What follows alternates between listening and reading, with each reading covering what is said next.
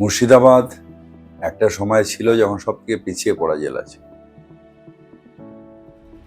এবং মুর্শিদাবাদের আইন শৃঙ্খলা অত্যন্ত খারাপ ছিল। আমরা যখন প্রথমে আসতাম, একটা দিন ছিল না যে মুর্শিদাবাদে খুন হতো, একটা দিন ছিল না যে এখানে বোমা পড়তো না। সেই মুর্শিদাবাদ একটা দারুণভাবে রিফর্ম হয়েছে। আজকে শান্তির মুর্শিদাবাদ, শান্তির বহরমপুর, আজকে যে চারিদিকে যে উন্নয়ন হচ্ছে, আজ মুর্শিদাবাদ উন্নয়নশীল কয়েকটা জেলার মধ্যে টপে রয়েছে।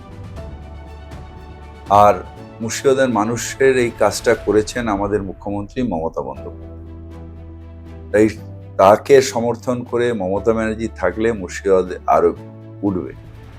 তার কারণ মমতা ব্যানার্জির কাছে ধর্মী মেরুকরণের থেকে অনেক বেশি বাংলার মানুষের সম্মান, বাংলার মানুষের উন্নয়ন, বাংলার মানুষের পাশে থাকে, এবং সেই কাজটা মমতা ব্যানার্জি করছেন। তাই মুর্শিদাবাদ মানুষের উচিত যে দুহাত তুলে মমতা ব্যানার্জিকে আশীর্বাদ করা, তার প্রার্থীদের সমর্থন।